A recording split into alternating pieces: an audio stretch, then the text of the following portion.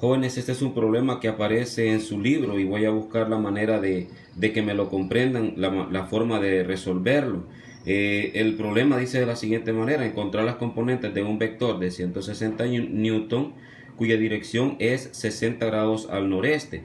¿Cómo se hacen estos ejercicios? Mire, para que usted haga estos ejercicios, lo que le recomiendo primero es que haga un plano cartesiano. Y si gusta, hágalo a través de puntitos, así como lo estoy formando.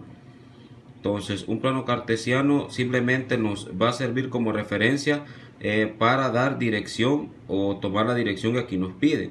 Recordar que en un plano cartesiano usted coloca lo que es el norte, lo que es el sur, el este y el oeste.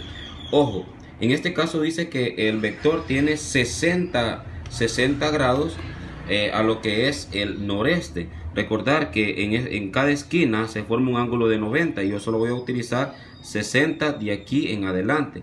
Entonces aproximadamente el vector quedaría por acá, de esta manera. Quedaría por acá. Ojo, ese vector ya tiene un valor. Ese vector, el valor es de, este vector es de 160 newton.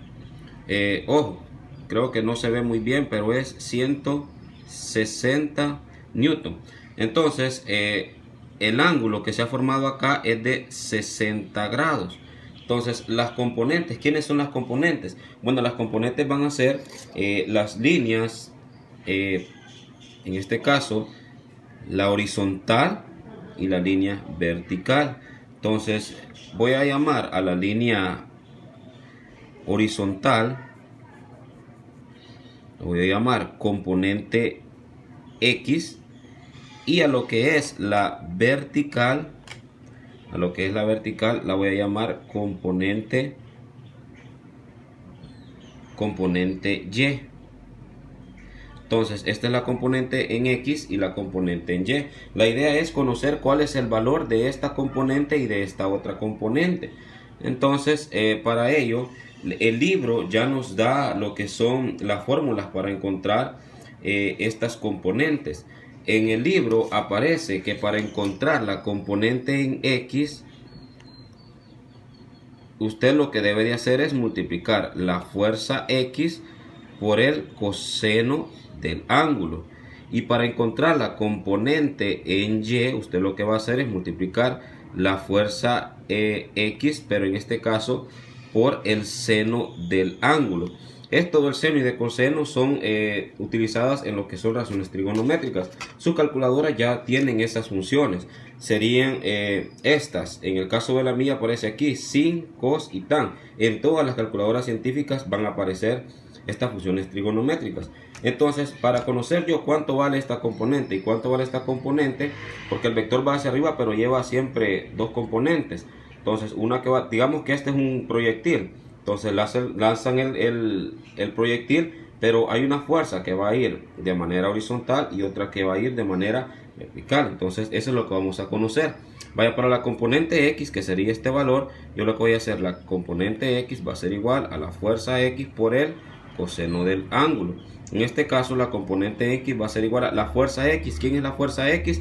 Es los 160 newton por el coseno del ángulo. En este caso el coseno del ángulo es 60 por el coseno de 60.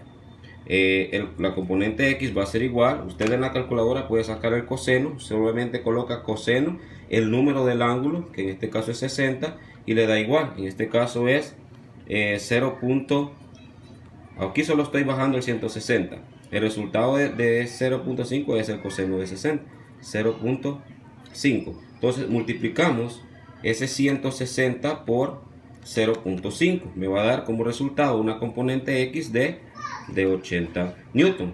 Entonces esto es 80 newton. Ahora la componente en Y.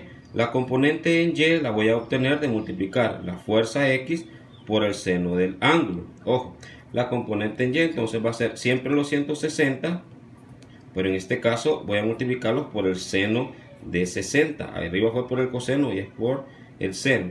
La componente en Y va a ser igual a 160 multiplicado por el seno del ángulo. En este caso utilizan sin de 60 y como pueden ver es 0.86 60, así lo voy a dejar 0.8660 y lo multiplico los 160 por ese 0.8660 y me da como resultado que la componente en Y es 138.56 newton. Como son fuerzas, entonces hacia arriba va jalando con esta cantidad. Entonces la componente aquí va a ser en Y de 138.56 newton. Y ahí tenemos lo que es el ejercicio resuelto.